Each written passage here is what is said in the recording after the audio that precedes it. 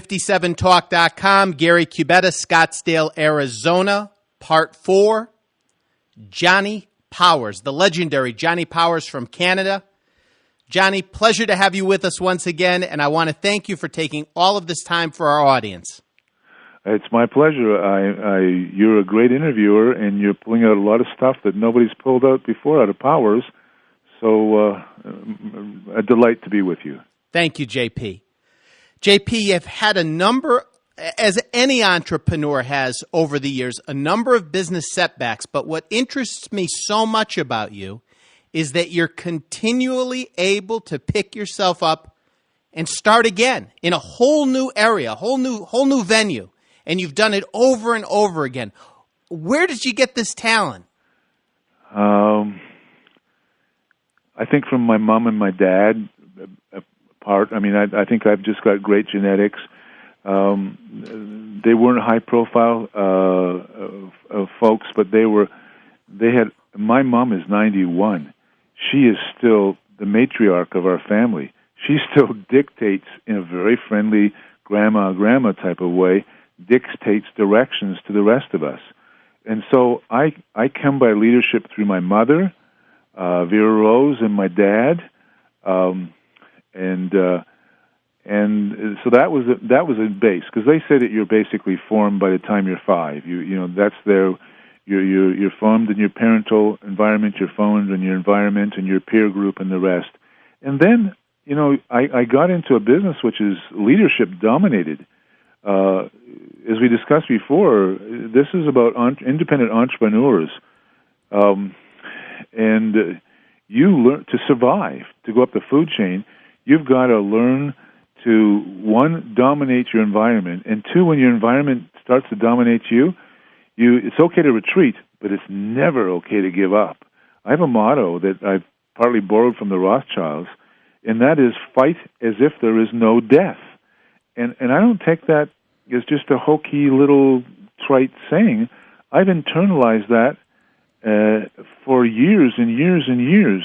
And also, I've tried to mentor myself either with current mentors, live mentors, some of which have now died. I have to watch that, and historical mentors, classic leadership, from the Winston Churchills to all through the Roosevelts, one of your key presidents, Teddy Roosevelt, through Sun Tzu, the greatest general of all times, a Chinese general. Sun Tzu, who had a magnificent thing called The Art of War, and basically he talked about the strategies of war, and life is war. Life is not patty cake baker's man. It'd be nice if it was, I guess, but it'd be pretty boring. And so I come from warrior stock, without making it sound too big time or a tough guy, because there's so many people that are smarter and tougher than I am out there. There was in the past, there is in the present, there will be in the future. But I call it also getting up off the mat. I got about 3 books coming out. One is a book of my poems. I got about 2,000 poems, and I'm drilling it down to about 222. Some are very short form. It won't be boring. And another is called Get Up Off the Mat. And so I learned that you can't get in the game. You can't win and be in the game if you don't get in the game. You got to get in the game. And to get in the game, you got to stand up again and lock up with your opponent, whether it's a wrestler, a business, a government, or just life in general. Get up off the mat. So JP, you get out of the wrestling business in 1983. Mm-hmm. You look great, but your body you feel terrible, right? The terrible is a soft word for it.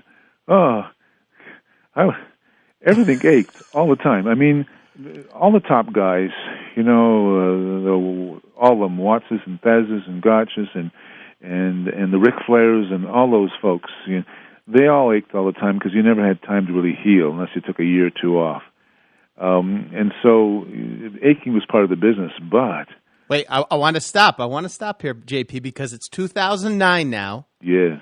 And we have a company that we run, and we hire people, and I can tell you firsthand that if someone today has a little cough, they're going to stay home from work. And here you are, 1983, and it's what you're feeling is worse than a cough, right? Oh, I heard that the knees were the last 6 years of my business to stay in shape, and it's about cardio. The greatest tool you can bring in the ring is superb cardio, because it means you can go 2 minutes or 60 minutes, or I did 2 or 3 2-hour matches, nonstop. I mean, you take a breather, but you're still in a ring, got a hold on somebody. And so the greatest is cardio. So the last 6 years of my life to do that, and I was never a runner, never a good runner, I used to do stairs. I used to do steps. So in Shinjuku and Keio Plaza outside of Tokyo, when I was in there, every 6 days a week, okay, for 45 minutes, I'd be running stairs. And I don't mean a break. And I mean you go a landing turn. I didn't know that last 6 years basically wore away whatever was left of my knee joints. Oh, boy. Basically fused them up. Also didn't help my back with the turn every time. And plus I was still pumping iron, or I was doing 300 to 400 push-ups in sets of 50s, and I was doing 500 to 1,000 Hindu squats in sets of 50s to 100. Relentless to keep my weight down, to make weight, to keep my strength up, and to look good. Because the business was about showing that your art form was your body and your moves, right? But I hurt, and now, and I thought when I hit 40 and was going to retire, and I basically did, I could lay off for a year or two and it would heal up. Well, I was totally wrong. I got more arthritic, and now tomorrow, actually, literally, I go in for one of 5 operations. I'm going to get a new hip that's been blown out. I get then a knee, then another knee, and then another shoulder, another shoulder. So, anyways. Yeah, and what I want to get at, JP, is that here in 2009, someone gets a little cold, and they're staying home. They may stay home for the entire week. 1983, after a couple of setbacks, you're hurting all over, and yet you were somehow able to pick yourself back up, get into entirely new fields, and create, great things. How did you do it? How did you get through just the pain and focus on the new endeavors? Well, once again, and I don't want to sound like a mama's boy, but I'm actually a mama's boy in this case. But I think I'm a pretty tough mama's boy. I just had people around me that got through it, and it's maybe called the old Puritan work ethic or whatever. You were not allowed to bitch or moan too much, and if the sun was rising and you'd got a couple hours sleep, get up and get at it. It was your destiny, and it was your actually obligation to yourself first, to your family, and to your business associates.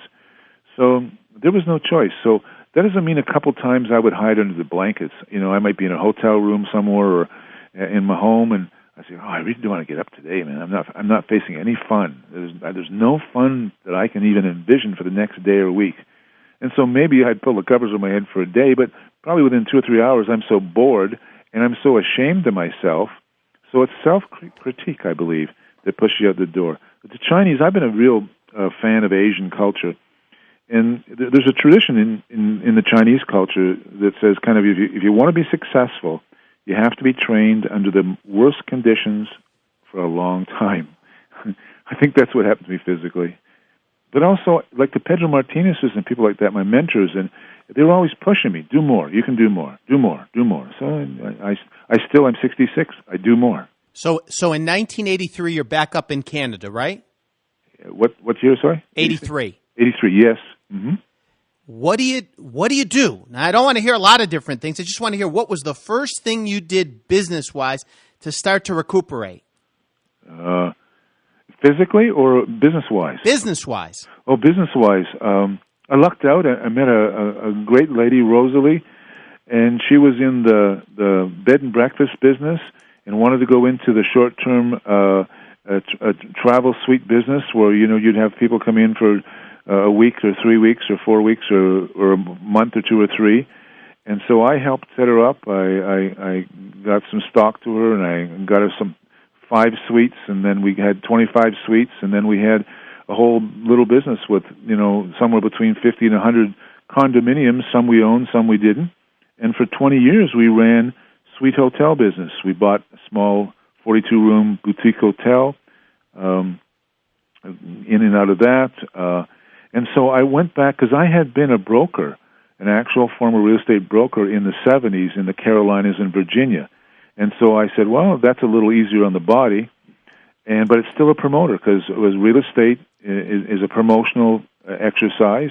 In that case, we ended up with consuls from around the world. The entertainment industry was an easy for me to pitch, film people coming in, film editors, and all the rest. And so about a third of my clients, Rosalie's and my clients, were the film industry and television industry, and another were upscale executives relocating internationally. And so that, for 20 years, was one of our key businesses. And then I was always around the stock market. I used to be kind of the prize bull that would go through New York. And so in the late 60s, I started around the stock market, and I started to do that in the real estate business. I got into what's called micro-cap business. That's companies usually that are trading under a market cap of $50 to $100 million. That's their whole share structure's worth that. So those aren't very big companies. Well, if I could interrupt you, JP, there's a lot of companies like that today with the destruction of the stock market. But go ahead. I'm sorry. I had to say that. I know. Well, it's actually sad because I used to be what I call the pink sheets, and that doesn't mean they were gay. But and now some big companies fall down because they start trading under $1 and used to trade over $100. Yeah. Or they don't have any audited financials that anybody will put their signature on. Hey, JP, I think General Motors is one of those pink sheet companies now. I know. It's a radical change.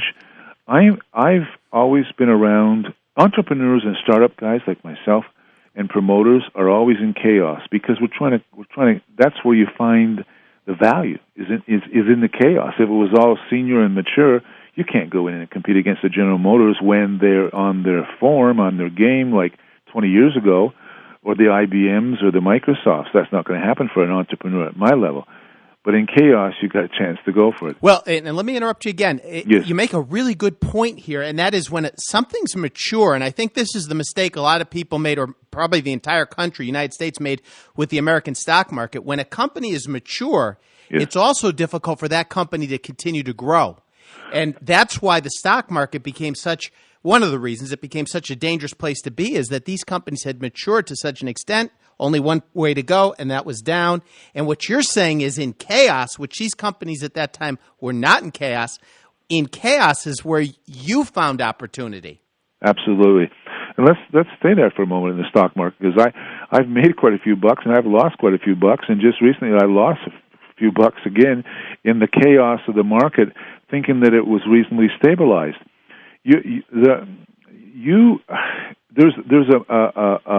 a chain, a life cycle to everything, including a company, and those IBMs and the General Motors and all that were what we used to call blue chip stocks, right?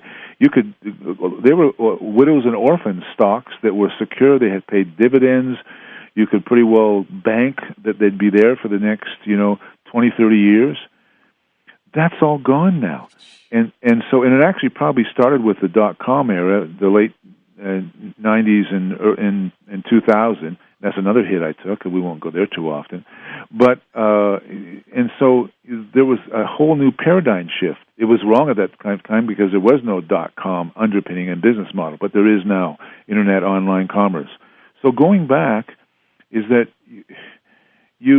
this, in my opinion, and it's only my opinion, and I'm not an international visionary, and I'm not a superb economist. But by the way, I believe most economists don't know their front side from their back side, and they're in darkness all the time. In other words, they don't know what the hell they're talking about. And I mean folks that work for governments and work for big wirehouses and all the rest.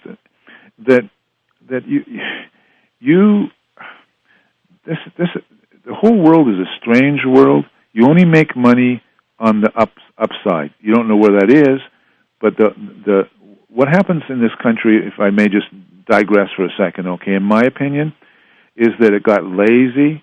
It got and the laziness and of the senior industries and all that. People got thinking that it was the norm for real estate to go up and for stock markets to go up and down a little bit, and that everything was going to go normal. And I think that and I watch it because I love America. I love America as much as Canada.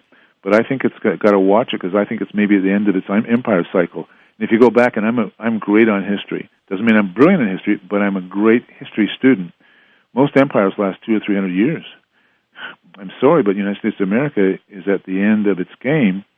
It may stay around, but it's going to mutate in such interesting form. And I tell my two sons, both American guys, and hopefully the grandkids will get it, that 50 years from now, and shortly from now, the center of the financial universe and money and commerce make the world go round. Nothing else. This is how we are as a human species.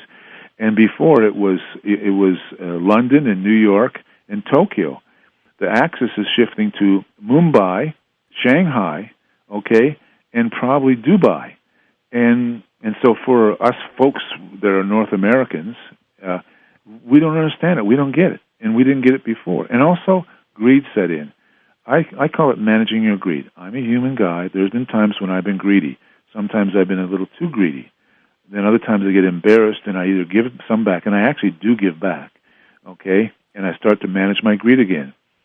The folks that were playing in the paper business, not the real business, not building cars, not building houses, not feeding people, that were financial architects and engineers, they got hold of the wheel of the bus, and they started thinking, if I can make money on money and nothing else, and I don't care about people, humans, okay, that's the game. It became unbridled greed.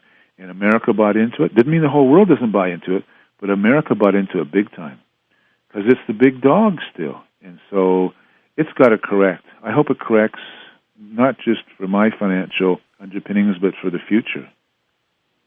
That was a big, long-winded soliloquy on commerce. Hope it was understood. Well, I agree with most of it, JP, and I want to ask you this, and I asked Bill Watts this just the other day, and he actually disagreed with me, but I want to ask you as an observer, do you think that the people in America still have the work ethic necessary that you had in 1983 to make something out of basically nothing? And that's the real question going forward.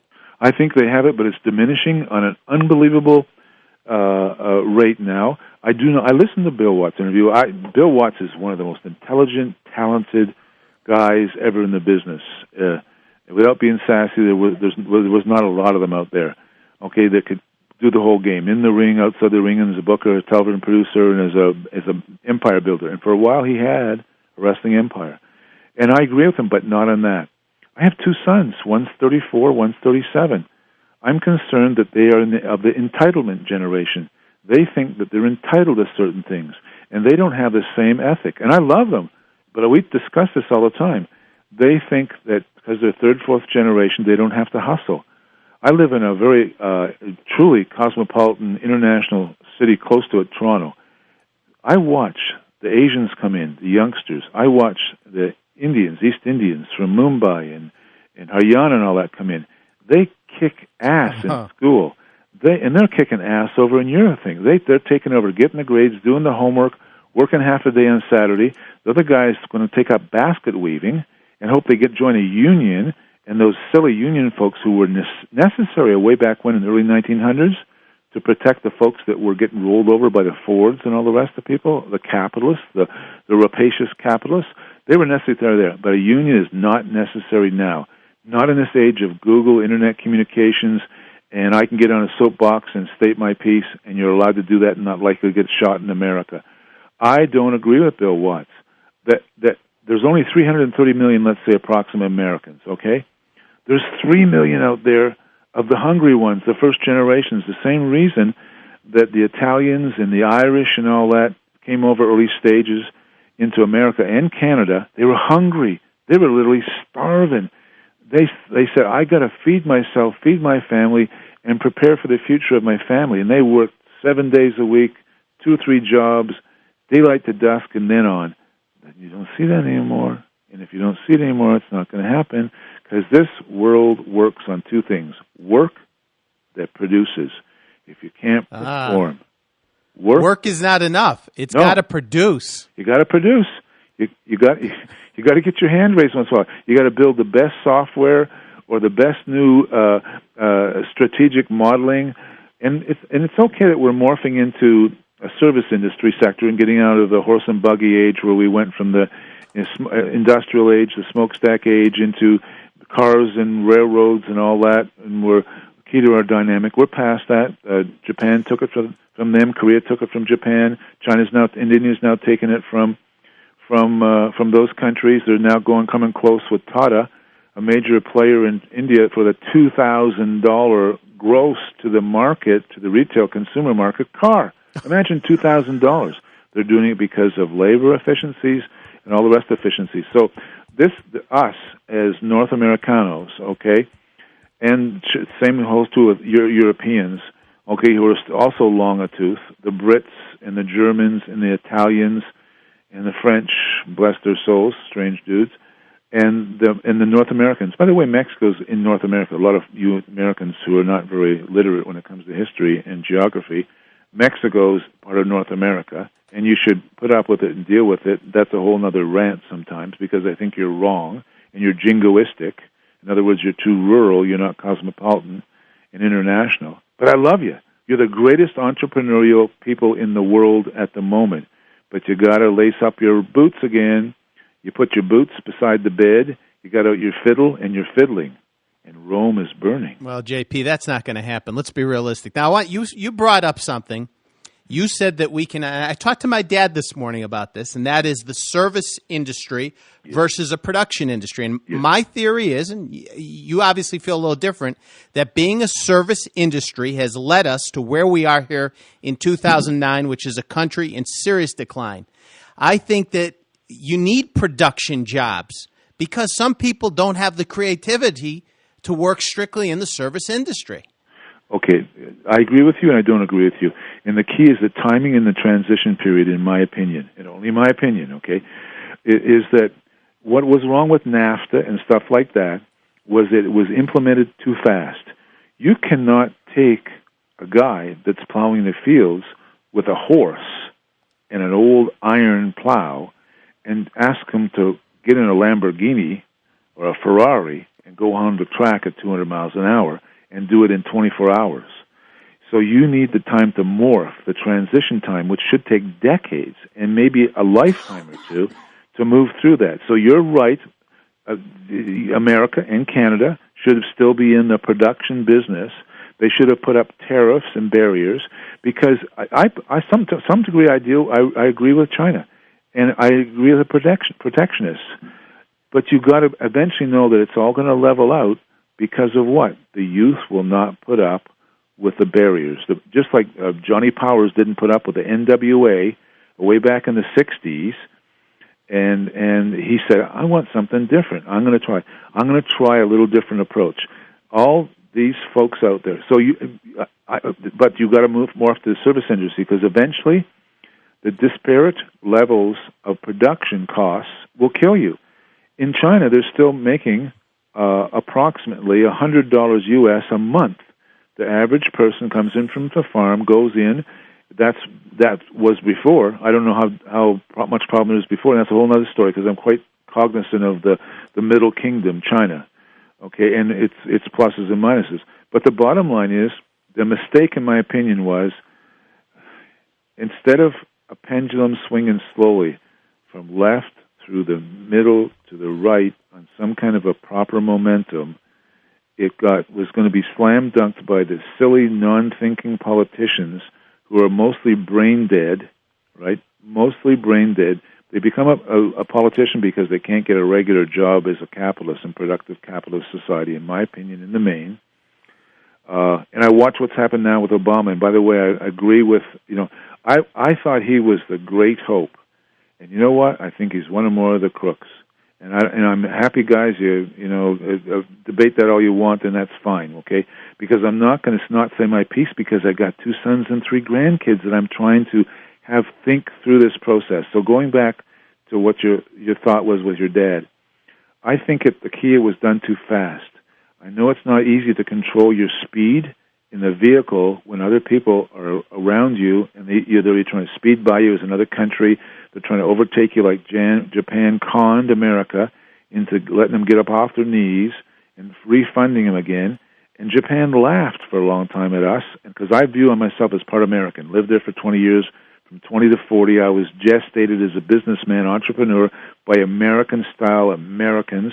Okay? My Canadian friends still don't understand that. And so it's the dynamic is yes, but I think maybe it's too late. I don't know how you go backwards. How do you compete? You're going to take someone that's got a lifestyle now that's, let's say, it's $75,000 a year, and I'm only guessing maybe that's real low for an auto worker or whatever, and he's already indebted because we're not saving nations any before. Before we would be saving 8 or 10 or 12% of the money and had a fallback cushion. Now most people are 60 days away from total annihilation and total broke. And so there's a problem. There's no cushion there for the transition.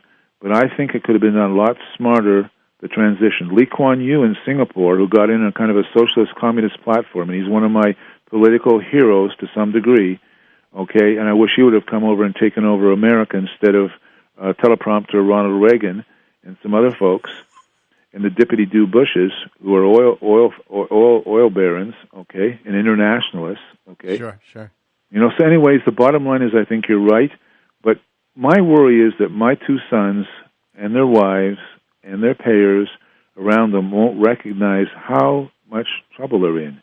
Maybe this smack upside the head now with the economy will start them thinking. But you Americans are very inward thinking. You don't even, if I ask them to name the top 100 cities with the biggest populations, okay, around the world, they'd probably name nine American cities, thinking that's the world. And you got to get out of that mindset. Well, let me say this: Jimmy Rogers, one of the great financiers of all time. Yes, Mr. Motorcycle, go to China guy. Okay, and he said that people in America think that everything in America is the best. They do. Okay, now let me finish. He's gone all over the world, and that's why he did it on the motorcycle. He spent a year, 2 years.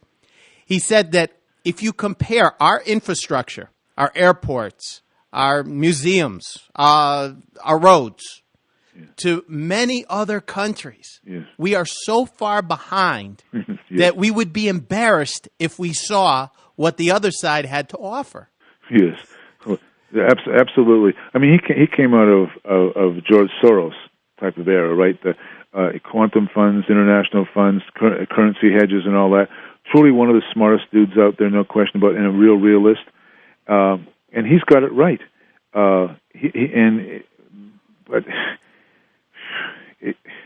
He had the ability, the smartness to move above the crowd, and because he's got the money and the finances, he can play motorcycle around the world.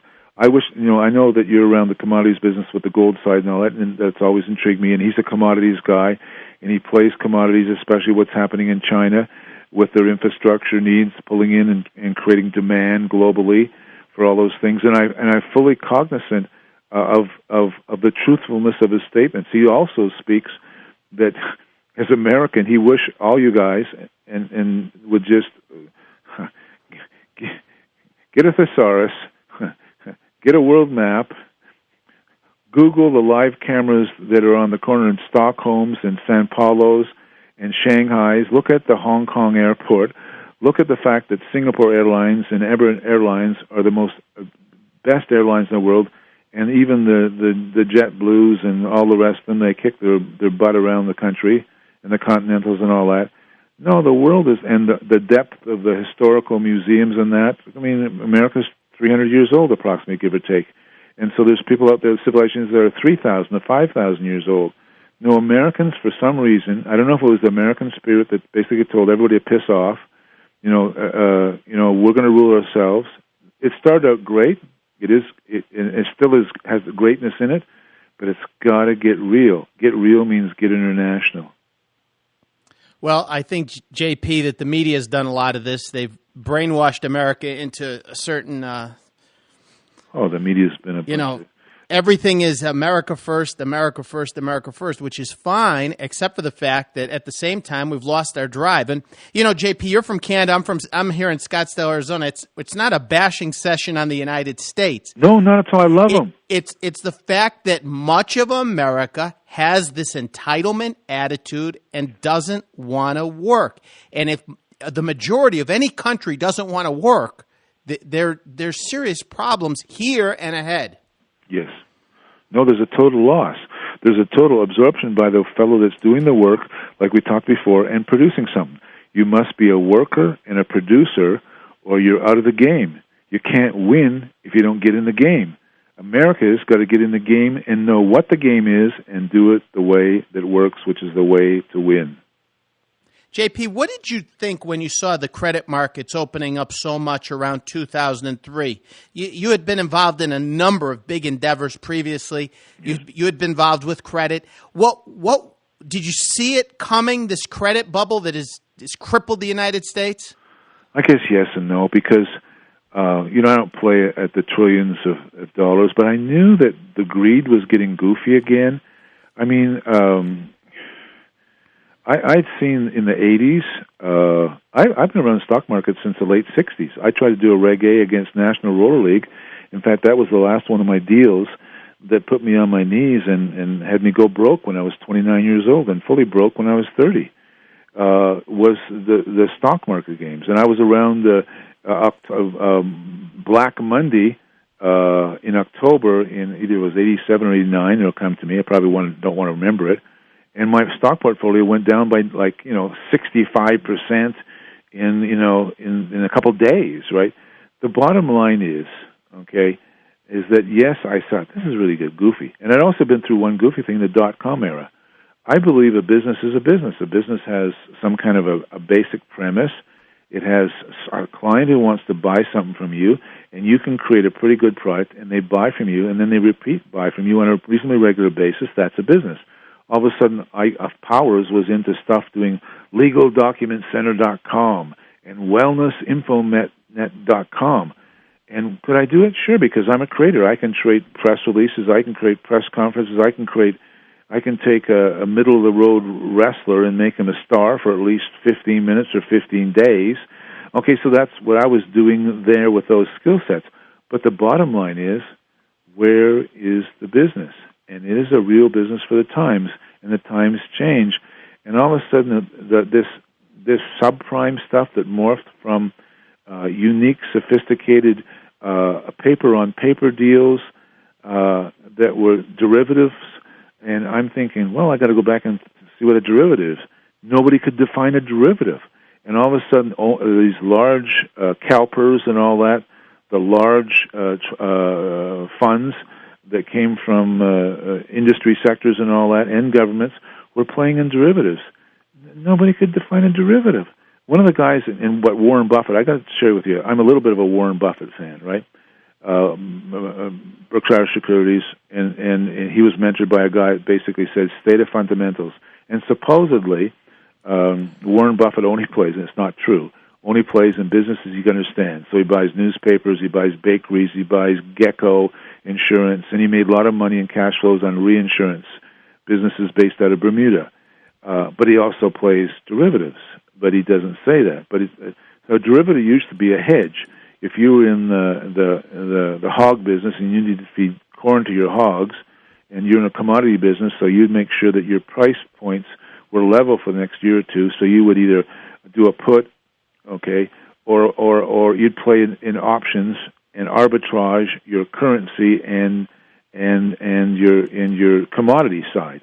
And that made sense. But then all these smart guys who are much smarter than me, but they're also unethical in the main, and they're self-serving in the main, and they don't create any jobs in the main, and don't feed your family or my family, only their families, started to do with paper on paper. Paper on paper is not productive.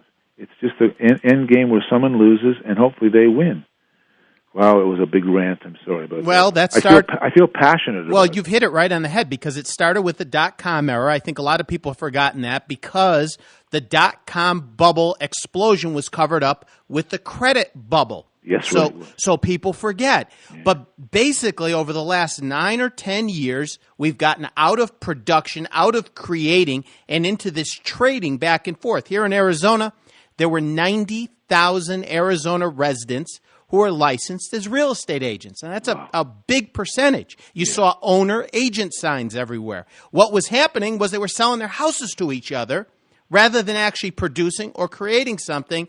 And like you say, paper transactions funded by the banks. Finally, the banks couldn't take it anymore, and the banks are greedy like everybody else. You know, a bank is a license to steal.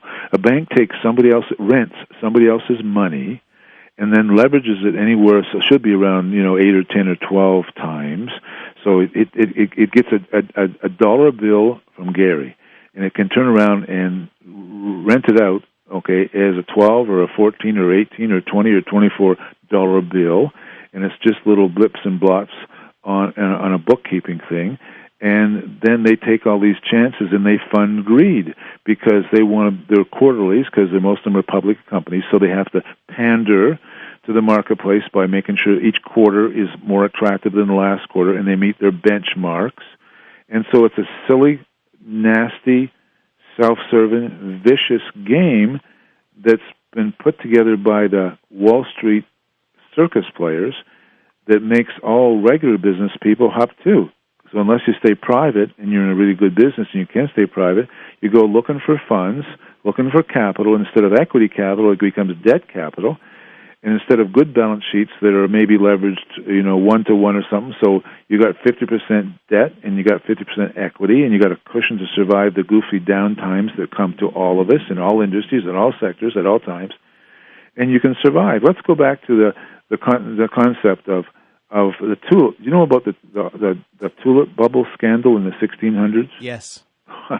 There was I wasn't there, obviously. I'm not that old, but I'm getting there. There apparently was a time when they'd take tulip bulbs, and at the end they're trading them and then going around in some kind of a musical chairs, and they forgot that the last guy standing there was maybe 100 people playing, and there was only 99 chairs, and the last guy was going to sit on his fanny. There was one time, supposedly, that one exotic, unique tulip bulb bought a house. A house! How could you imagine that the roof and chimneys and floors and bedrooms and ability to have a family survive is equal to one tulip bulb? That craziness in the human condition, especially around stock certificates, which are just little pieces of paper, or mortgages. Mortgage means a grip of death, right? Mortgage, grip of death, right? Whenever I go and get more debt, I say, oh, Powers, you just gave somebody a grip of death on you. I play that kind of as a game to remind myself that I'd like to be an equity player, and most times. Sometimes you can't because you don't have the cash, and you're trying to buy some time and leverage things. But the bottom line is, the silliness has come home to roost. And it beat it up. I have good friends in Spain, which a year and a half ago, Spain was the wealthiest country in EU, in European Union. Just the last month or so, there's 70,000 plus people on the dole. They've been moved out of their house, kicked out of the house. They don't know what happened to them. And it didn't happen to them because of them, because they didn't have subprime mortgages over there. They were caught up because the whole world, all the banking institutions, all the international players, all the governments that trade paper back and forth, okay, all got stupid and didn't manage their greed, and it's hurt all of us. JP, you mentioned the tulip bubble. Yes. Tulip bulb bubble. Yes. And it's interesting. I don't know if you remember this, but on the financial network, CNBC, and at the time CNN, FN, they had, when the internet bubble was taking place, they would try and go back in time and find a similar bubble. And the only one they could find was, like you said, from the 1600s. We had basically gone 300 years without a financial bubble, and they kept talking about tulips. Now, if you think about this, over the last 9 years, we've had the two biggest and maybe only bubbles in modern-day American history, and people expect things to just magically recover. It's not possible. It's not going to happen. It's not going to happen in my lifetime, I believe. It's not going to happen for the next 20 years. It may not happen for 40 or 50 years, and it may never happen to America. And folks got to say, well, that's impossible because we're America. We're the home of the World Series of baseball. We're the epicenter of the world, of the universe, because CNN tells us all the time, and George Bush tells us all the time, and our mom and dad told us all the time. Well, Mom and Dad and CNN and the media, which are a bunch of, I would like to find maybe Charlie Rose. maybe there's a couple out there that are intelligently constructed and try to find the truth, but most folks in media don't. They only go for the red. The red is what's bleeding on the balance sheet, or bleeding in the blood, or it's bleeding red because it's a fire. It's sad news, bad news. It don't mean anything. The media is really, really stupid with that. Well, the media is publicly traded companies, and now even a lot of the media is going to the government looking for government handouts to be able to continue in business. You mentioned Barack Obama, and you thought that he might be a real savior for the United States. What's happened that's changed your opinion?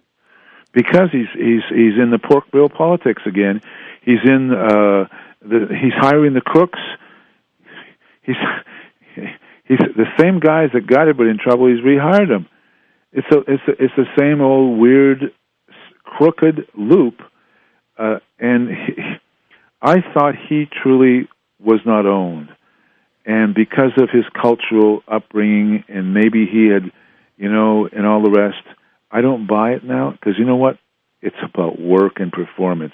It's about not what you say, it's about what we see you do in hard, real, factual terms.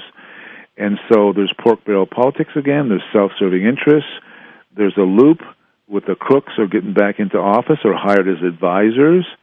Don't tell me if a guy drives a team down of good players that someone else hires him, okay, unless he's got the real talent and it was not him, it was partly the team. He's the wrong guy. I don't know who's the right guy, I don't know where he is. I know it shouldn't be a politician or a lawyer. It should not be a politician or a lawyer. It should be some businessman. It could have been, a crazy wrestler like Jesse Ventura, that maybe it could have gathered people together and could tell everybody, piss off, you don't own me. I'm not a lawyer, and I can leave here in a New York second. Or it could have been, who's the guy with the big ears that made lots of money with EDS? Ross Perot. Ross Perot. I wanted Ross Perot to get in so much. But you know what? Yeah, I voted for him, 92, yeah. Oh, because you know what? Nobody owned him. He could tell him, excuse me, guys, go away. Or not only that, I'll come raid your embassy and get back my Americans. I'm a tough guy. I'm a real patriot.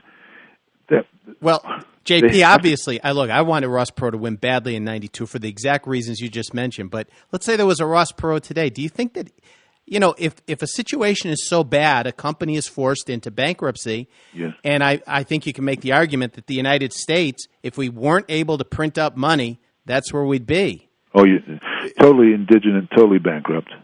And that's scary stuff. And I don't know if there's any leader, no matter how independent they were, that would be able to even put a dent in repairing this situation. I don't know either. I know it's whoever did it would have to go through tough times and sacrifice a lot of folks' net worth or perceived net worth, and a lot of folks' ability to earn a living. The contraction in the marketplace would be hugely painful, and I think even the best would take at least, I forgot, what is a 4-year term of President Scott, so that's 8 years.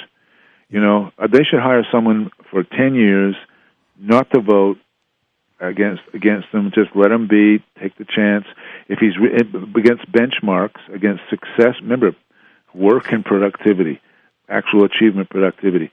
Hire somebody for 10 years, non-lawyer, non-politician, independently wealthy, not born into wealth, earned the wealth, built the wealth, got a reasonably clean reputation. I'm not sure who that is, because to be a capitalist, you have to be kind of a dirty player sometimes. It almost goes with territory. But leave alone his past, get out of his bedroom, get out of his pocketbook, just leave him alone for 10 years, say, you're the leader. But you only stay the leader if you meet these benchmarks every 6 months, and we'll cut you slack for a couple down periods, but we know it's going to take you 1 or 2 decades to be part of the 1 or 2 man team or 3-man team that's going to turn it around.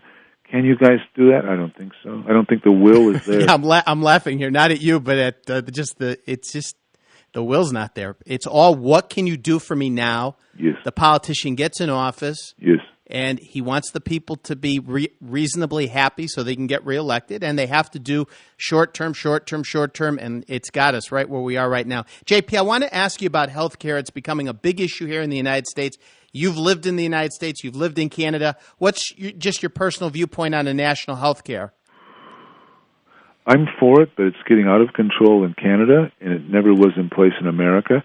And I believe and I'm not an expert again there in that area, but there's a happy medium between the two. I mean, you have it so, I don't know, there's 40 or 50 million people that don't have health care. Everybody has health care. Even if you come in as a foreigner, will not turn you away and will not sue you for your house if you can't pay the bill. But that having been said, this is partly a socialist, communist country, Canada. Okay, I wish it'd be a little more of a capitalist country. It's the infrastructure has bred an unbelievable bureaucracy. It's now we're getting waiting lines for healthcare, which 10 years ago we didn't. And the rich can still get around it all because the folks that have a few bucks can kind of jump the line to some degree, not as good a line as they can jump in America. So I wish that someone outside of a bureaucrat, outside of a politician, outside of a lawyer that really has unbelievable good vision and the strength of purpose would patch the two of the systems together and come out one that works better for both countries. Is there a long delay between the time needed for a surgery and an actual surgery in Canada? No. I have to wait 90 days, 3 months between these, and I probably can within reason, jump the queue, maybe because of who I am or what I am, but that only goes a little bit away. No, but it's much longer. It's scary sometimes, and they're doing cutbacks. They're doing fiscal cutbacks on nurses and beds. And they're bumping you through the system sometimes when technically, as soon as you're breathing, you can still walk out the door because they got someone else used for that bed. But over there, what happened in your side, and also they mandated the general practitioner had a ceiling on his revenue. A plumber doesn't have a ceiling; he could make $180,000. A physician over here can only make about $120 net to himself, and then he's clawed back, and so he can only give a typical patient 10 minutes. When I was born, we used to go in and talk for 20 or 25 or 30 minutes, and medicine is an art form. It's not a science. I'm not confused. We're still very early stages in significant scientific-based, empirical-based medicine. It's still an art form. So you need a practitioner that takes his time to really listen to you and to try to gauge what you're feeling, because only you know your troubles. He can only guess at your troubles unless it's an obvious cancer or an obvious this or heart failure or whatever. And so the answer is yes, there's more lines. Over there, you let those goofy HMOs take place, and you let the fox run the hen house. And they crunch back doctors and bled the Hippocratic Oath out of the business into a moneyed game. Well, 40%, 35 to 40% of every dollar spent in healthcare in the United States goes into that type of thing. Yes. Is sucked up by that. Yes. And that's money that isn't in the actual healthcare system yes. itself. Like you said, it's a money game. It's a money game. It's a parasitic game. It's an anti-human game. And, medicine is about death. It's a doctor is a gatekeeper, potentially, for your life and will you breathe. And so to make that a numbers game versus a life game is my feeling is one of the ultimate criminal acts. So I got to ask you this. I know you're going in for surgery tomorrow, and I hope and pray everything goes well. But maybe this is not really a question I should ask you the day before. But if everything being equal, where would you rather live for health care? The United States or Canada? Canada. You would. We have great doctors, and Canada still only by a little bit. It's a little slowed down, but we're still way ahead of America. There are a few other countries that are ahead of us. We used to be one. We're about 4 or 5 apparently for the whole overall game of effectiveness of healthcare. But Canada's got a really still great game, even if it's a communist socialist country. Huh? JP, can you give our listeners an idea, something you've done over the past 20 years in business that would be applicable to them?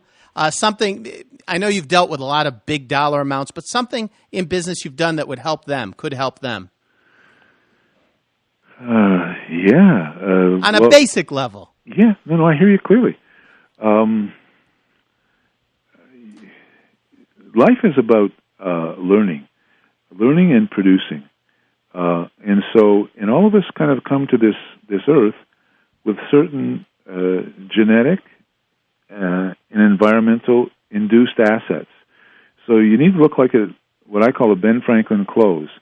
You take a sheet of paper, put a line down the middle, and on the left you put assets or plus, and the one you put, minus. And you start to list the traits that you know, whether you're 20 years old, or you're 40 years old, or you're 60 years old. And you be honest with yourself. And then you get also other folks around you, family, friends, people that, the best friend is someone who can tell you the truth and knows the truth and still likes you, and still has coffee with you. And you find out your true balance sheet. And then you go, because you need to get up in the morning, most mornings, and want to do something. And you build that around your core competencies. And all of us have them. Some of it should be woodworking, and we were playing banker. Some of it should be a rocket scientist or a doctor, and we were playing empire builder in business. And somehow we morphed into that because mom and dad want us to be a doctor or a dentist or a zookeeper or whatever, or we just got confused.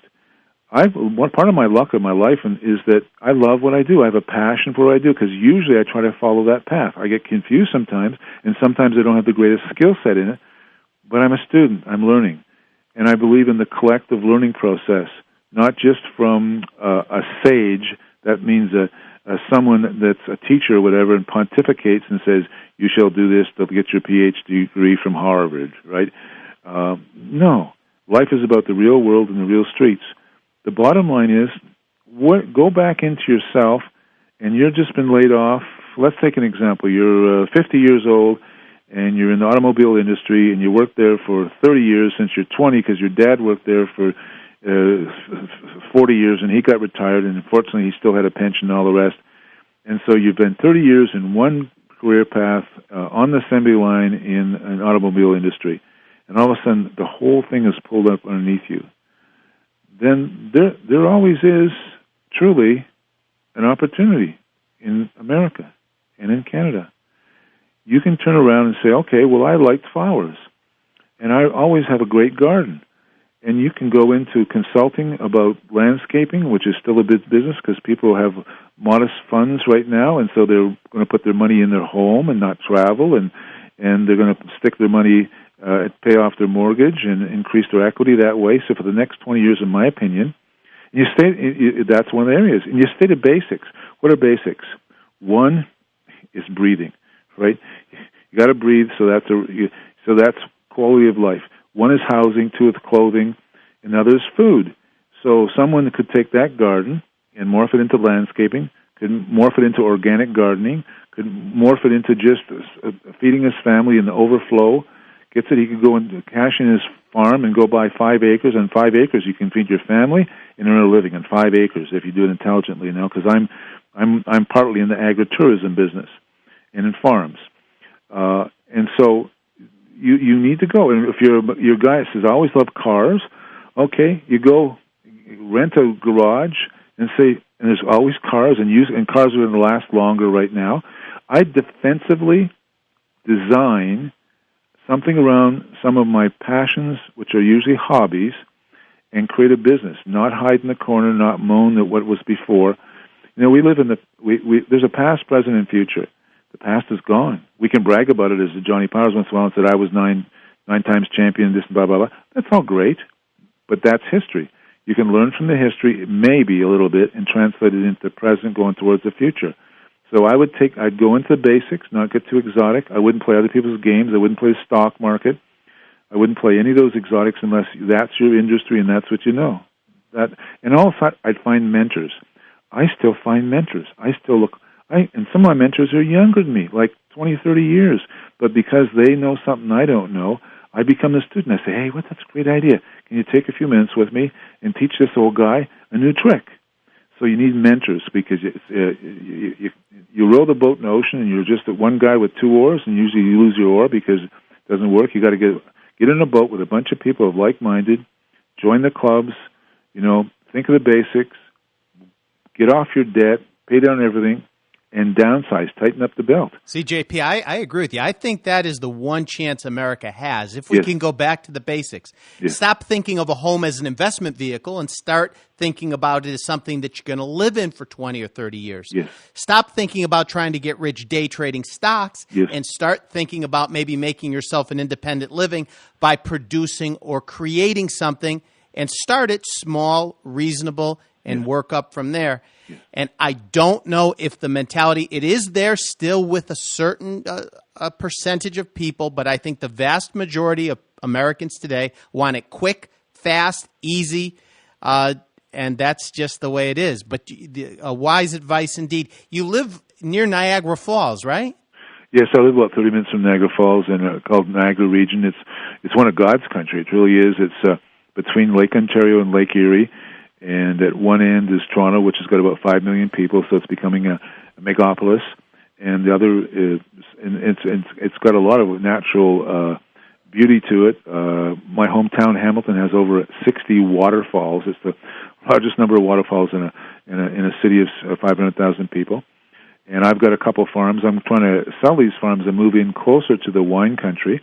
And also, I'm looking at a small boutique hotel in my hometown area, which is kind of on a development path. It's just blown away. It was Pittsburgh, and the steel industry's been decimated, and so it's got to reinvent itself too. So I'm starting to work in a very, very small, modest way about rethinking strategically and rebranding. But life is an organic proposition. It's not a static proposition. As soon as it's static, it's death. And so all of us have got to constantly think about rebuilding, regenerating, renewing. And even myself, there were some times I got hurt because my dreams were too grandiose. I mean, way, way above my capacity. It can happen, JP. Say what? It can happen. When you get some success, you start the next level. Oh, yeah. And the dominant ego takes over. Especially, I consider myself an artist, and an artist is kind of a wild Indian. I mean, just we live in the anticipated future. And sometimes the realities of the present kick us right in the crotch. But that having been said, I went through 2 times when I went broke, 30 and 37. I'm now 30-plus years past that almost. I'm a lot more, I got a lot of smarts. Sometimes people say, well, how do you know that? I said, well, I've been in business for 45 years. I made so many mistakes, and these are like, I got 4 or 5 PhDs. You have?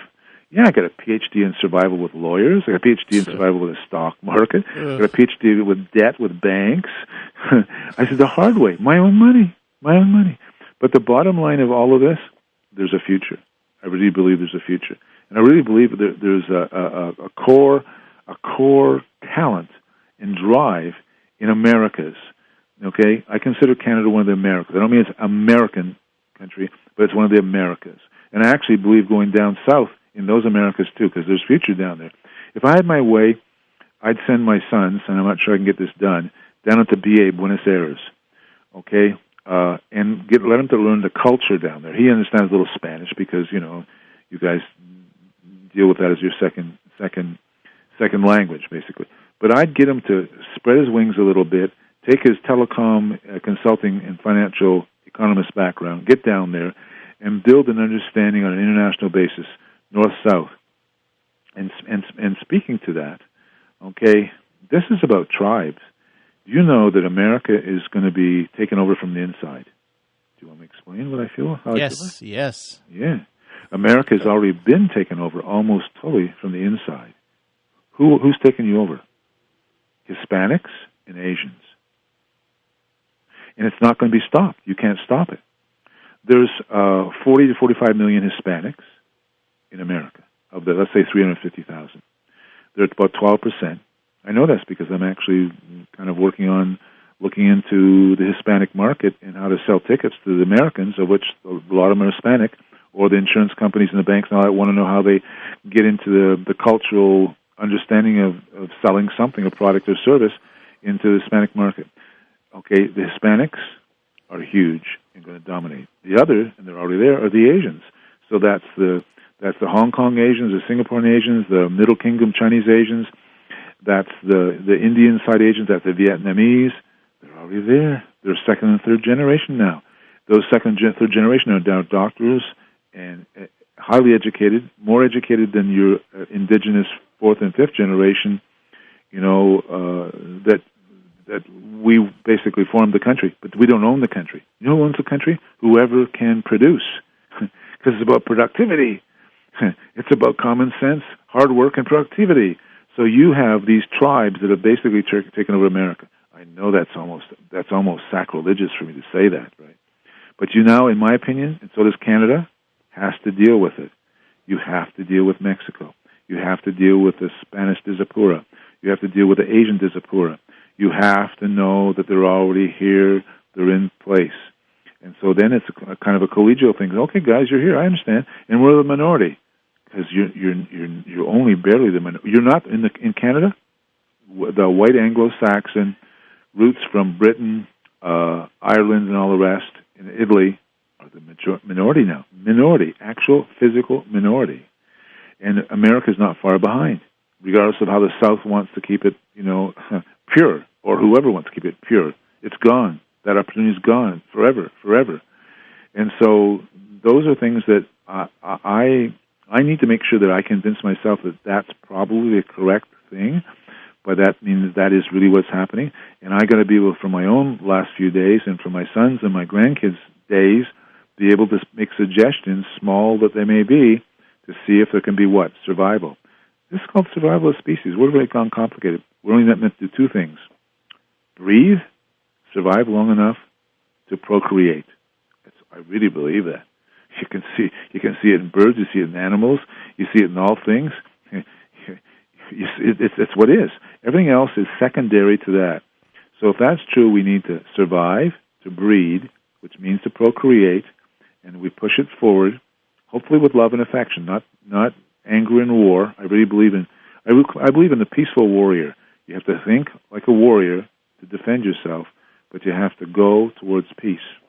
Even Sun Tzu, the greatest general of all time, the last thing he wanted to do is go to war. Everything else he wanted to negotiate, back off, make conciliatory remarks, fade at them, run away, whatever. Don't go to war because it's death for a lot of your people. Wow, that was a long-winded rant. No, that's fine, JP. And I have one final question for you. Yes. And it was actually emailed to me earlier. And someone wanted to know, and I'm curious too, if you were 20 years old all over again today, would you have gone into wrestling again? Or would you have just forgot about wrestling and gone into business? Or would you have gone into wrestling and then into business? Well, I went into wrestling and then the business, but I would have made it a lot shorter in the wrestling world. I would have made it max 10 years. I think that nobody should be in a company or a culture, like a business culture and environment for more than 10 years. I think you tap out. And a lot of people should be only for 1 year. A lot of people shouldn't be in there, period. They're in the wrong game. So I started basically at 20 formally. At 30, I should have said stop, full stop. And I had options to go into the financial services market or the real estate development market, and both those enthralled me and all that, or get into, various things. Like now I'm morphing into transformational things that I hope to be able to take whatever I got from the past and in some small, modest way, make a living out of it, but also through speaking engagements and books and consultancies and all that, make a living out of what I did learn and what I know I believe works and what I think will work in the present and the future. So the bottom line and the direct answer to that, never should I have been past the wrestling business by 30. When I hit that wall there with too many business, I said, listen, you can't stick your leg in two different cars running along a track because you're going to get a hurtful crotch. And so I had to try to keep it in the wrestling business. Same time, I did the National Roller League. I lost $250,000 taking a National Roller League into a number of states in a province, and I got cocky, arrogant, and my greed was not managed, and my ego was not managed. But the answer is I love business. For me, business is one more art form. And so I would have liked to have left it at 30, and then every 10 years say, that's enough. Whatever little you've got, or whatever little you've learned, or whatever little you've contributed, get going, keep on going. And I would have had maybe 3 or 4 different or 5 different careers of possible some consequence. Sure. JP, I want to thank you. Your website, the address, please. I got 2. One is called johnny-powers.com. Okay. Then I have another one called vrg-world.com. It's for Vision Resource Group. I really believe that life is about resources, people, and capital, and it's about vision. So that's V like in vision, R like in resource, G like in group, -world.com. And on that, you'll see a lot of things. I have about 5 or 6 other ones, but they'll all lead to that. But those two are primarily. I have my son did one called JohnnyPowers.net, and that's kind of historical look at my 20-plus year in the wrestling business. But that's only about the wrestling business. So those are the three: Johnny-Powers.com, wrestling fans, JohnnyPowers.net, and business guy, I guess, vrg-world.com. JP, I want to thank you so much for sharing all your memories, your experiences with us here at 57talk.com. It's been a pleasure. We will talk with you after you have your surgery, and we hope everything goes fine for you. Thank you very, very much. And you've been a delight to chat with and pull things out. I appreciate it. We will talk again. Thank you, JP. Peace to you. Bye-bye.